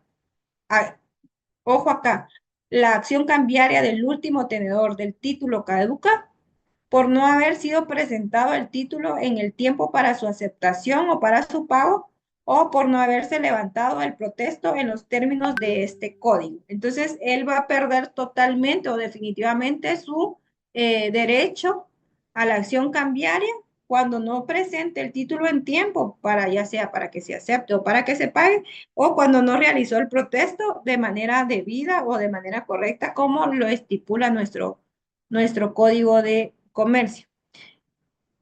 Unos dirán, bueno, si caduca la acción cambiaria, entonces perdí mi derecho sobre el título de crédito, entonces perdí mi dinero. No. Dice que existe la acción extracambiaria y esta también es conocida como relación causal y se tramita por la vía sumaria ante el órgano jurisdiccional y la diferencia con la acción cambiaria es que acá se inicia un juicio sumario. Aquel es un juicio ejecutivo y este es un juicio sumario. Son dos vías diferentes con dos procedimientos totalmente diferentes, ¿verdad? Y lo que acá se pretende en la acción extracambiaria o relación causal es que se acredite el motivo que originó el título de crédito. Entonces, por eso se llama relación, por eso la llaman también relación causal. Entonces, yo voy con el juez y yo le explico al juez, mire, señor juez, sucedió esto y esto, yo hice esta negociación con esta persona y a cambio, pues obtuvimos un título de crédito hacia la vía jurídica en tal fecha, pero yo no presenté mi título de crédito en tiempo para el pago o para la aceptación o no realicé el protesto como realmente se debía y entonces pues perdí mi derecho a iniciar mi acción cambiaria y por esta razón yo vengo ante usted a presentar mi acción extracambiaria y pues para que se haga efectivo el pago del título de crédito. Cuando caduca, lo que caduca es el derecho a iniciar la acción cambiaria, más no caduca el derecho a hacer efectivo el título de crédito. Quiero que entiendan acá. Entonces, lo que me caducó a mí fue mi derecho a iniciar una acción cambiaria. Pero para eso la ley regula en el artículo 408 del Código de Comercio la acción extracambiaria o relación causal, que entonces yo lo inicio en un juicio sumario y acá lo que tengo que hacer es exponerle al juez la relación causal, o sea, lo que le dio origen al título de crédito para que él verifique todos esos extremos y se dé cuenta que realmente existe una obligación porque existió un negocio y entonces pues se haga efectivo el pago de la obligación. Y tenemos también el enriquecimiento indebido, que cuando la persona no tiene una relación causal para iniciar una acción extracambiaria, entonces lo que vamos a presentar es un enriquecimiento indebido. Lo encontramos regulado en el artículo 409, aquí dice 408, pero recuérdense que yo les dije que era 409, que mi material estaba, lo había colocado mal también. En el artículo 409 encontramos el enriquecimiento ilícito y esto tenemos un año contado desde el día que se extinguió la acción cambiaria, o sea, desde el día que caducó. ¿Y qué es lo que tenemos que presentar acá o qué es lo que le vamos a decir al juez?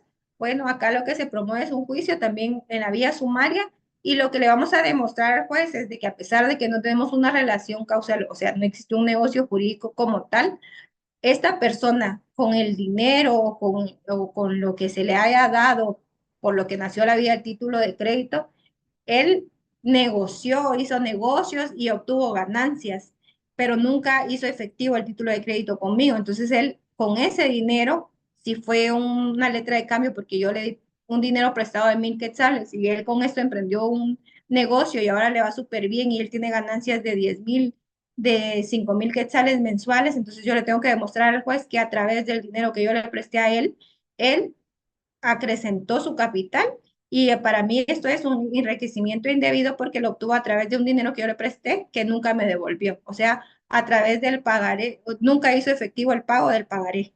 Pero yo eso los estoy dando en palabras más simples y si es, yo le di un dinero prestado por eso nació la vida un pagaré o una letra de cambio, y entonces él a mí nunca me pagó, pero él sí con ese dinero puso un negocio y obtuvo ganancias. Entonces ese es un enriquecimiento indebido. Y eso es lo que le vamos a presentar al juez a través de la vía sumaria cuando no tenemos un negocio jurídico de por medio y no podemos acreditar una relación causal. Luego hablamos del endoso, ya casi vamos a terminar. Eh, Dice que el endoso es el acto jurídico mediante el cual se transmite un título de crédito a otra persona, quien adquiere los derechos contenidos en él, siendo este un mecanismo por el cual se transfiere la propiedad de un título de crédito mediante la firma del endosante en el documento. Pues no es más que la transmisión de un título de crédito a otra persona a través de la firma en el mismo documento. ¿Y qué es lo que transfiero? El título de crédito y todos los derechos contenidos o incorporados dentro del título de crédito. Yo dejo de poseer el título de crédito y tener derechos sobre ese título de crédito al momento de yo endosarlo. Entonces, ¿qué hago? Transferir los títulos de crédito y todo lo que en él contenga. Derechos, obligaciones, todo lo que contenga un título de crédito al momento de endosarlo se transfiere y se transfiere solamente por la firma o mediante la firma, ¿verdad? ¿Cuál es la naturaleza de los títulos del endoso, perdón? El endoso tiene una doble función, que es un acto de transmisión de un derecho y también un acto cambiario que legitima al tenedor del título para ejercer los derechos incorporados en él. Entonces, primero transfiero. ¿Cuál es la naturaleza jurídica? Que es de transmisión, es un acto de transmisión.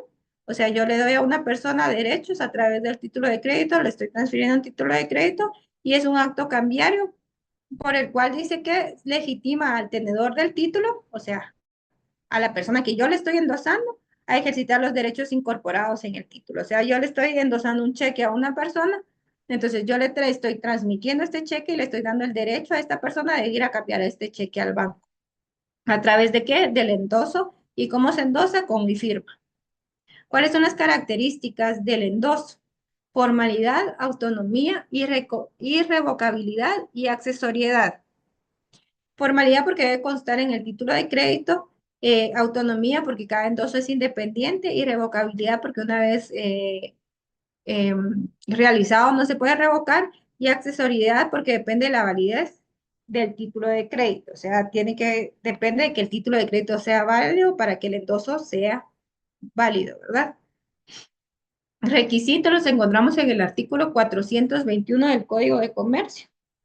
Y tiene que tener nombre del beneficiario, o sea, del endosatario, clase de endoso que se está haciendo, porque vimos los tipos de endoso, ya los vamos a volver a repasar, fecha del endoso y firma del endosante. Efectos, dice, se transfiere la propiedad del título, el endosante garantiza el pago y el nuevo tenedor puede ejercer los derechos cambiarios. Los elementos que interfieren en el endoso son el endosante, que es quien transfiere el título, el endosatario, quien recibe el título, y los obligados cambiarios, que son las personas comprometidas en el pago del título. Esta es una nueva figura que encontramos, pero al final sigue siendo el deudor o el girado, como lo conocemos normalmente, que es la persona obligada al pago del título de crédito o a hacer efectivo el título de crédito. Clases de endoso. Tenemos 3 clases de endoso, ¿se recuerdan que los vimos? Tenemos el endoso en propiedad, que dice que transfiere la propiedad del título y otorga al endosatario todos los derechos inherentes al mismo. O sea, el endoso en propiedad no es más que el endoso general. O sea, yo firmo el título de crédito, se lo doy a otra persona y le estoy dando con esto todos los derechos inmersos dentro del título de crédito. Yo soy la propietaria y dejo de serlo al momento de endosárselo porque le estoy transfiriendo esta propiedad o estos derechos que tienen el título de crédito a otra persona. Y esos derechos son el cobro o el derecho a ejecutarlo por la vía cambiaria o cualquier otra cosa que desee o inclusive devolverlo a endosar. El endoso en propiedades, yo le transfiero el título en su totalidad a otra persona. Luego tenemos el endoso en procuración, que dice que este solamente le otorga facultades de cobro sin transferir la propiedad. Entonces, yo estoy endosando en procuración porque una persona me está haciendo favor de ir a cambiar el cheque, por así decirlo, porque realmente en el cheque no existe endoso de procuración, entonces hablemos de un pagaré, una letra de cambio, entonces yo coloco, estoy endosando, le coloco endoso en procuración y Esta persona puede ir, hace efectivo el pago o la obligación, vaya, hace efectiva la obligación del título de crédito, pero él me tiene que dar a mí lo que reciba porque yo no le estoy transfiriendo la propiedad, solamente le estoy endosando el título para que él vaya, lo haga efectivo y luego me dé a mí el contenido de la obligación del título de crédito. Esto lo encontramos en el artículo 427 del Código de Comercio. Veamos acá algo muy importante que no se los puse en el material, y es que este debe de tener, el endoso en procuración debe tener una cláusula que puede ser en procuración, por poder, al cobro o alguna otra equivalente. Entonces, tiene que ser específico, porque recuérdese que cuando no se especifica en el endoso qué tipo de endoso es, se tendrá como endoso en propiedad. Por lo mismo, porque el endoso en propiedad no tiene una cláusula en específico, es más, no tiene un artículo en específico que lo regule porque prácticamente estamos transmitiendo el título de crédito. Entonces, cuando se habla del endoso en procuración, endoso en garantía, sí tiene que llevar una cláusula y el artículo 427 nos regula qué cláusula es la que debe llevar y en este caso es en procuración, por poder, al cobro o alguna otra equivalente. Luego tenemos el endoso en garantía en el artículo 428, aquí dice 425, ahí lo corrigen. Artículo 428, que es el endoso en garantía. Y esta no es cuando nos funciona el título de crédito como una prenda. ¿Por qué una prenda? Les decía en la clase, porque los títulos de crédito son bienes muebles. Entonces, cuando hablamos, no hablamos de hipoteca, porque las hipotecas son para los bienes inmuebles. La prenda es para los bienes muebles. Entonces, en este caso, el endoso en garantía nos funciona, el título de crédito nos va a funcionar como una prenda. Es decir, se va a utilizar como una garantía de una obligación, permitiendo que el acreedor tenga derecho sobre el título hasta que se cumpla la obligación garantizada. En caso de incumplimiento, el acreedor puede ejecutar el título para el cobro de la deuda garantizada. Este tipo de endoso es común en operaciones de financiamiento y contratos de crédito. Entonces, ¿qué es el endoso en garantía? Yo dejo mi título de crédito, supongamos que voy a una entidad bancaria, yo les digo, miren, tengo este título de crédito, pero necesito un préstamo inmediato o yo se lo doy sin ir tan lejos. En algunas colonias o zonas sabemos de alguna persona que presta dinero y que cobra intereses y bla, bla, bla, pero pide que le deje uno algo en garantía. Entonces yo voy con esta persona y le dejo el título de crédito y lo endoso y le coloco en garantía y especifico, ¿verdad? Entonces lo que le estoy dando a esta persona es, por el momento, obtiene este título de crédito en garantía, endosado en garantía, y me da a mí 3 meses para pagar. Pero vengo yo e incumplo con este pago, entonces lo que la persona va a hacer es que a los 3 meses de vencido el plazo para yo cumplir con el pago del título de crédito, esta persona ya tiene el derecho de hacer el cobro de este título de crédito para, pues, pagarse eh, lo que yo le tengo adeudado. Esta es la función de la garantía de prenda, ¿verdad? Entonces, yo no cumplí con la obligación que tenía con esta persona, entonces él puede hacer efectivo el título de crédito cuando yo ya incumplí. Aceptación de los títulos de crédito. Dijimos que la aceptación de un título de crédito es el acto por el cual el obligado principal reconoce y se compromete a pagar el documento. Es simple y sencillamente ese momento en el que la persona acepta y se obliga a pagar el documento, ¿verdad? Se reconoce, como lo hemos oído en muchas ocasiones, llano y completo deudor, bla, bla, bla. Y entonces ese es el momento de la aceptación cuando firma, cuando se compromete en el documento a pagar ese título de crédito. Según el Código de Comercio, la aceptación es la declaración escrita del girado en un título de crédito en el que se reconoce la obligación de pagarlo eh, al vencimiento. ¿Cuál es la naturaleza jurídica? Es un acto unilateral, solemne y de adhesión, ya que el obligado principal se somete a los términos del título sin posibilidad de modificarlos. Entonces, una vez aceptado, no hay una modificación del título de crédito. Él de manera solemne, a través de su firma, por eso dice solemne, unilateral, porque es él el que se está comprometiendo, y de adhesión, porque se está adhiriendo a lo que en el título de crédito se dice. Esto es lo que representa la naturaleza del título de crédito.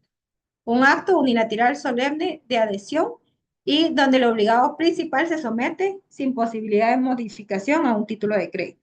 ¿Cuáles son las características? Es voluntario, debe ser expresa y es irrevocable. Es voluntario porque nadie puede ser obligado a aceptar. Debe ser expresa porque se manifiesta con una firma en el documento y es irrevocable porque una vez aceptada no puede retirarse sino hasta el cumplimiento de la obligación dentro del título de crédito. ¿Cuáles son los requisitos? Firma del aceptante, expresión clara de aceptación y fecha de aceptación. ¿Cuáles son los efectos? Vuelve al aceptante el principal obligado al pago. Genera un derecho de acción cambiaria en caso de incumplimiento. ¿Cuál es la falta de aceptación? Si el girado se niega a aceptar la letra de cambio, el tenedor puede exigir garantía de pago, protestar por falta de aceptación y ejercer una acción cambiaria. ¿Qué es el protesto? Dijimos que el protesto era un acto notarial mediante el cual se hace constar que un título de crédito se presentó en tiempo y se dio la negativa, ya sea de su aceptación o de su pago. Son dos negativas totalmente diferentes. No es que se haya presentado y que se haya negado a aceptarlo y a pagarlo, no. Puede que se haya presentado la negativa de su aceptación, que ya hablamos que es la aceptación, o la negativa de pagar el título de crédito, pero este se presentó en tiempo y es un acto notarial. ¿Cuáles son las clases de protesto? Por falta de aceptación, como lo dice su definición, o por falta de pago, clases de protesto. Y doctrinariamente existe otra clase de protesto que es protesto por pagos parciales. Teníamos en el artículo 399 la dispensa del protesto. Este lo tenemos en el artículo 399, segundo párrafo, dice que la dispensa del protesto es una cláusula o un acuerdo mediante el cual el tenedor de un título de crédito, como una letra de cambio o un pagaré, renuncia a la exigencia formal del protesto en caso de falta de pago de aceptación. Acá hubo un poquito de confusión porque no es de que no se vaya a iniciar una acción cambiaria, no es que no se pueda exigir el cumplimiento de la obligación, simple y sencillamente a lo que el librador del título de crédito está prácticamente, valga la redundancia, librando al poseedor del título de crédito es a iniciar ese acto notarial. Quiere decir que si no se aceptó o no se pagó cuando el título de crédito se presentó en tiempo, antes, cuando no se coloca la dispensa del protesto, se tiene que protestar el título de crédito. Pero si le colocamos esa cláusula de la dispensa de protesto a nuestro título de crédito, entonces no hay necesidad de protestarlo, por eso es una dispensa, una disculpa, se está exonerando de realizar un protesto al título de crédito. Entonces nos vamos a la acción cambiaria y a la vía que corresponda sin haber protestado, sin haber ejercitado ese acto notarial que se necesita para presentarlo en nuestra acción cambiaria. Leamos el artículo 399 en el segundo párrafo. Y dice, el creador del título podrá dispensar al tenedor de protesto si escribe en el mismo la cláusula sin protesto, sin gastos u otro equivalente. Lo que dice acá es de que no nos va a dispensar de la obligación. Entonces, aquí era donde había mucha confusión. No estamos disculpando o exonerando a la persona de la obligación del título de crédito. Sí lo estamos exonerando y lo estamos como que ahorrando el hecho de que tenga que hacer esa acta notarial. Entonces, dispensa del protesto es se le está eximiendo prácticamente de realizar un protesto al momento de presentar el título en tiempo y que no se le pague o que no se le acepte, pero siempre se va por la vía que corresponde para el cumplimiento de la obligación. Eh, ¿Cuáles son por qué decimos que es un acta notarial en el artículo 472 de nuestro Código de Comercio? Nos habla de la eficacia del protesto. Dice, el protesto se practicará con intervención de un notario. ¿Y cómo es que interviene el notario? A través de un acto notarial. Por eso es de que se hace a través de un acta normalmente, o es un documento notarial, se hace a través de un acto notarial. ¿Cuáles son los requisitos del acta notarial que, que va a faccionar el notario? Lo encontramos en nuestro artículo 480 y es: el protesto se hará constar por razón puesta en el cuerpo de la letra o en hoja adherida a ella. Además, el notario que la practique levantará acta en la que se asigne lo siguiente: la reproducción literal de todo cuanto conste en la letra. Cuando dice la letra es el título de crédito, porque acá estamos en el apartado de letra de cambio. Entonces, por eso es de que este artículo se refiere a la letra, ¿verdad? No quiero que se vayan a confundir.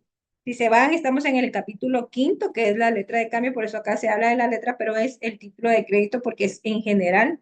Entonces, la reproducción literal de todo en cuanto conste en el título de crédito, el requerimiento al girado, aceptación para aceptar o pagar el título de crédito con la indicación de si esa persona estuvo o no presente, los motivos de la negativa de la aceptación o del pago, la firma de la persona con quien se entiende la diligencia o la indicación de la imposibilidad de firmar o de su negativa y la expresión del lugar, fecha y hora en que se practique el protesto y la firma del funcionario autorizante. Y por último, el notario protocolizará dicha acta, o sea, la protocolización del acta notarial del protesto. Estos son los requisitos del acta notarial. Ya ahorita vamos a terminar, entonces luego tenemos el aval. El aval es el acto mediante el cual una persona llamada avalista garantiza total o parcialmente el derecho que incorpora un título de crédito. Cuando es dinero, puede ser avalista a cualquiera de los signatarios de un título de crédito o a cualquier otra persona que no haya intervenido en el título de crédito. Entonces, ¿qué decíamos que era el aval? El aval prácticamente era como un fiador, solamente que ya vimos que aval es para los títulos de crédito y fiador para los contratos, que lo que él va a hacer es garantizar, ya sea total o parcialmente, el derecho que incorpora un título de crédito. Cuando se trate de qué? De dinero. ¿Cuándo es dinero? En el artículo 401, al final, ahí podemos encontrar por qué decimos que cuando es dinero, porque establece mediante el aval se podrá garantizar en todo o en parte el pago de los títulos de crédito que contengan obligación de pagar dinero. Quiero que recuerden eso, el aval solamente funciona cuando el título de crédito representa dinero. ¿Y cuáles son ¿cómo debe constar el aval? El aval debe constar en el mismo título de crédito o en hoja distinta adherida a él.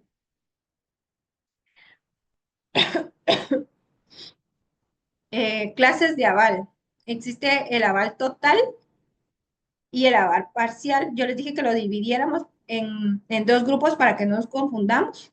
El aval total y el aval parcial los encontramos regulados en el artículo 400 y los encontramos como podrá garantizar en todo, que es el aval total, o en parte, que es el aval parcial, ¿verdad?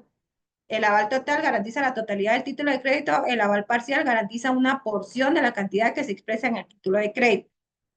Y luego dijimos de que teníamos también el aval expreso y el aval presunto, que lo podemos encontrar regulado en el artículo 401 de nuestro Código de Comercio, y dice que el aval expreso, el avalista expresa mediante la cláusula por aval o su equivalente y su firma que se constituye como tal, y el presunto solo firma, mas no establece qué tipo de aval será. Leamos nuestro artículo 401. El aval deberá constar en el título de crédito mismo o en hoja que en él se adhiera. Se expresará, que es el expreso, que es el tercer tipo de aval, donde dice se expresará y pueden colocar expreso con la fórmula por aval. Por eso dice que el expreso lo hará de forma expresa mediante una cláusula. ¿Y cuál es la cláusula? Por aval u otro equivalente y deberá llevar la firma de quien lo preste. Este es el aval expreso. Y la sola firma puesta en el título, este es el presunto. ¿Por qué? Porque solamente coloca su firma dentro del título de crédito y no se le puede atribuir otro significado, se tendrá por aval. Quiere decir que Viene, acá tenemos el librador y el librado dentro de un título de crédito, pero aparece una tercera firma. Entonces, como no tenemos la cláusula por aval u otro equivalente, se va a presumir que esa tercer firma o esa tercer figura que aparece dentro de nuestro título de crédito es un aval. Y recuérdense que la suma avalada la encontramos en el artículo 402, que nos establece si no se indica la cantidad en el aval, se entiende que se garantiza el importe total del título de crédito. Entonces, si vamos a hacer avales de alguien o nuestro cliente nos viene y nos dice, miren, yo quiero tener un aval o me pidieron que fuera un aval y voy a ayudar, ¿cómo los vamos a orientar? Les vamos a decir primero que tienen que ser expreso, ¿verdad? Que dentro del título de crédito, pues ellos coloquen su nombre y su firma que están haciendo un aval, pero que también establezcan si son totales o parciales, porque si él solamente va a garantizar una parte del título de crédito, pero eso no se deja establecido en una cláusula, se va a presumir que el aval es total. Ahora, pues cuando va a ser un aval total, no hay necesidad de establecerlo dentro de una cláusula, porque con solo la firma se va a entender de que está avalando la totalidad del título de crédito.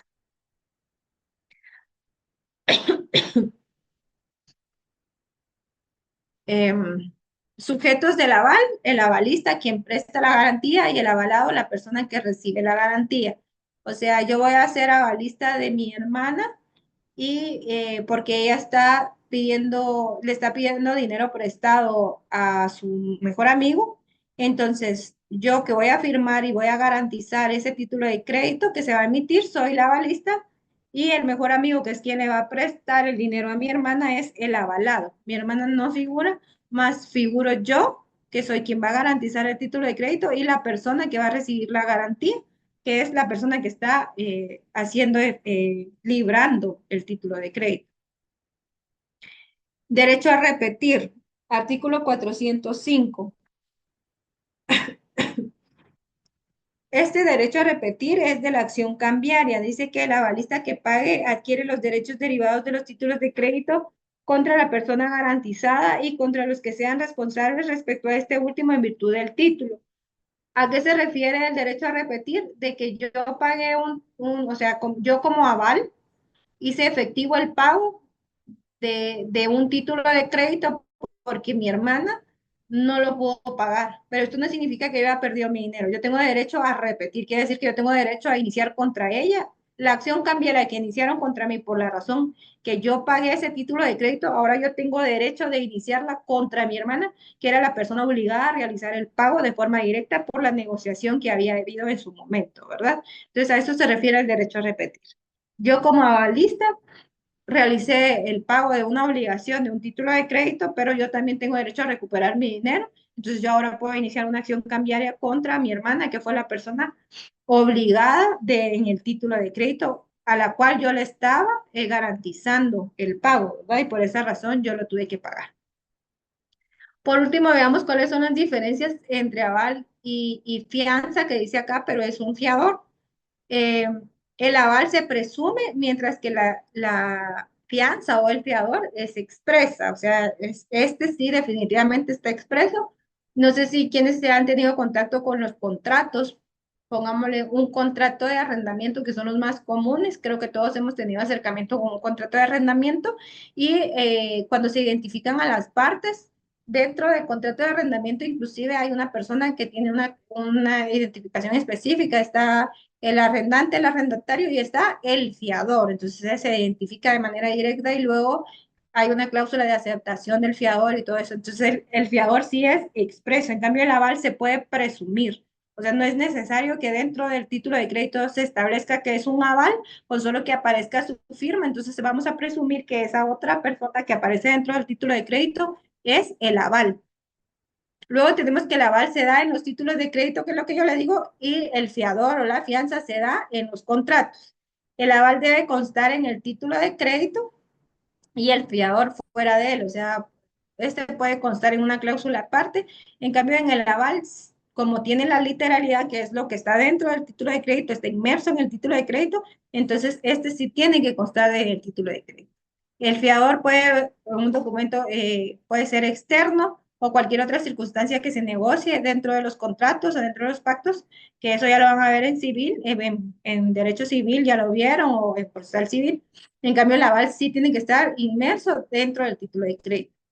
El avalista avala el título, el fiador a la persona y su obligación. O sea, el avalista va a avalar el título. ¿A qué se refiere? Que recuérdense que el título de crédito puede ser transmitido, puede ser endosado. Entonces él va a ir a donde vaya el título de crédito, garantizando esta obligación del título de crédito. En cambio, el fiador avala a la persona y la obligación, o sea, a una persona en específico, y la obligación que esta persona está contrayendo la está contrayendo el fiador, pero lo que está contrayendo la persona, la obligación que contrae esta persona, el avalista está avalando, está resguardando o garantizando lo que se establece en el título de crédito, o sea, está garantizando el título de crédito como tal, no a una persona.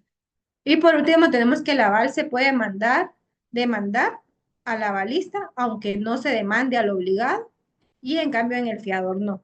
En estos casos, supongamos que hay por alguna u otra circunstancia, el obligado del título de crédito, pues ya no puede o sucede alguna circunstancia en la que pues ya no pueda pagar y todo, se puede iniciar una acción cambiaria directamente contra el avalista, sin necesidad de demandar al obligado directo. En cambio, en el fiador o la fianza, no, o sea, ahí se demanda a ambas personas de forma directa, no se puede demandar solo a uno y a otro no, sino que se tienen que demandar a ambos. Entonces aquí están las diferencias, funcionan eh, legalmente de similitud, o sea, están para garantizar el pago de una obligación, más la diferencia más puntual es que se les conoce como aval en los títulos de crédito y como fianza o como fiador en los contratos. Y pues con esto terminamos el repaso, ya la mayoría se fueron. Este, no sé si alguno de ustedes tenga alguna duda, quiera expresar algo. Les voy a hablar de el examen. El examen es el día miércoles. Al parecer vamos a ocupar 2 salones. Y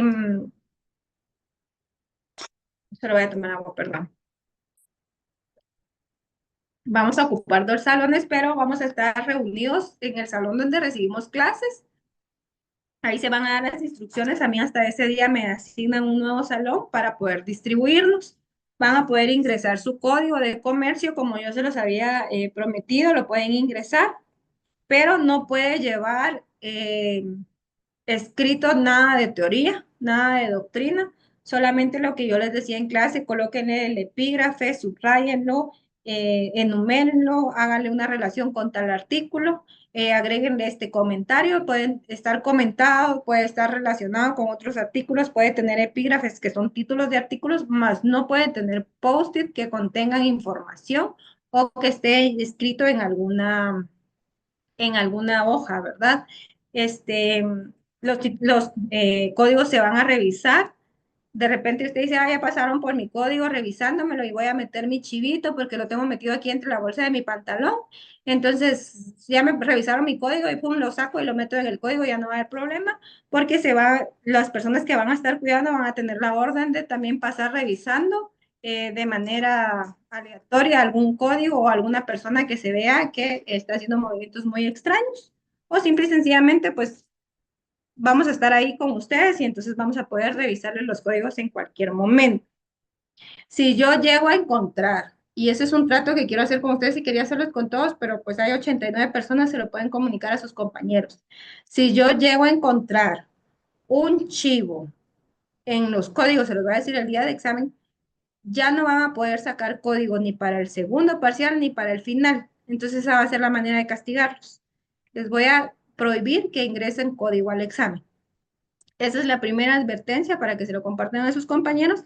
Y la segunda es, yo tengo 269 alumnos asignados, 268 creo que son alumnos asignados. El curso inició con 206, ahora son 269. Pero no veo a esa cantidad de gente ni conectada ni entrar a clases. Espero que no se vayan a confundir, que piensen que porque tienen amistad con esta o con aquella persona, yo soy muy abierta con ustedes, trato de explicarles y de que transmitirles el conocimiento que puedo, y por lo mismo soy mera exigente en los exámenes. Entonces, no quiero que vayan a pensar que porque tienen amistad con este grupo, con aquel o con allá, van a poder llegar conmigo y decirme que ayude a ganar aquí, ayude a ganar allá. Yo no funciono así. Yo sí puedo ayudar a las personas si les faltan puntos y esto, y el otro, si yo vi que entraron a clases, si yo vi que participaron, que pusieron atención o que al menos se esmeraron, ¿verdad? Porque esto se trata de quererse superar y de esforzarse, no de llegar a la universidad a perder tiempo y a luego solamente pedir de que se les ayude a ganar un curso. Conmigo no funciona de esta manera, no lo vayan a intentar porque no lo van a lograr. Yo puedo ayudarlo, se pueden acercar a mí con toda con la manera en la que quieran y decirme, mire, Ligda, fíjese que esto y esto, y la verdad es de que no se me quedó, yo no entendí, no estudié bien, y me falta 1 o 2 puntos, y yo con todo el gusto, si yo de verdad vi que fue una persona que se comprometió, porque a todos nos cuesta alguna materia, yo puedo ayudar, pero porque vayan a pensar que por esto, amistad o por aquello, con alguna persona lo van a lograr, conmigo no lo van a lograr. Entonces, échenle muchas ganas. El examen viene de 3 series nada más, de 5 preguntas cada serie. Viene una serie de subrayar, viene una serie de falso y verdadero y viene una serie de desarrollar. Como les digo, pueden ingresar su código. El examen no está complicado, está para terminarlo bastante rápido. Si saben manejar su código, van a saber contestarlo. Obviamente vienen preguntas de doctrina que no están en el código, por eso es importante que lo que no tenga un respaldo legal, no tenga un artículo, traten de estudiarlo un poquito más, porque también viene dentro del examen. Si alguien no tiene alguna duda, pues ya los dejo descansar, porque el repaso duró 2 horas y no 1 hora como lo habíamos dicho. Y espero verlos. Licenciada, ¿Qué manda? perdón, disculpe, buenas noches. Solo una Bueno, consulta. Fíjese que, por ejemplo, con lo que usted decía de las anotaciones en el código, por lo menos en mi caso, en los que estuvieron en mi sección el año pasado en mercantil, tenemos varias como anotaciones o cosas escritas en los códigos. Entonces, ¿eso sí se va a poder o hay que comprar un código nuevo? fíjese que yo no sé cómo está el bolso de cada quien y decirles, miren, compren un código nuevo. Tengo una compañera de ustedes que se acercó conmigo y la verdad sí tenía mucha anotación y la verdad yo no voy a tener tiempo ni los auxiliares de ponernos a leer qué es lo que está anotado respecto a mi clase y qué es lo que está anotado que no sea de mi clase. O sea, va a quedar a criterio de quien los revise, porque yo no voy a poder estar en ambos salones y no voy a poder, y quienes me ayuden a cuidar, pues no saben qué di y qué no di. Yo les aconsejo que no tengan nada porque se los pueden quitar. Eh, nada, o sea, no les puedo obligar a que compren uno nuevo, pero si tienen demasiada teoría escrita, no les va a servir. ¿Y saben por qué lo hago? Porque tampoco les va a servir para su examen técnico profesional, porque ahí ustedes pueden entrar, así como yo les digo, con epígrafes, con relaciones, con subrayar, pero con anotaciones no van a poder entrar su código. Es más, ustedes entran un código con anotaciones de doctrinas o cosas así que no sea relacionar artículos o epígrafes y no les van a dejar sacar su código en el examen. Entonces vayan acostumbrándose desde ahorita a no hacerlo. Entonces, como le digo, no la puedo obligar a comprar un código, pero lo ideal sería que no tuviera escrito ahí, porque no es la manera en la que le van a dejar utilizar su código en su examen técnico profesional. Lo dejo al criterio de cada quien, ¿verdad? Gracias, licenciada. Muy bien, Luz. ¿Alguien más?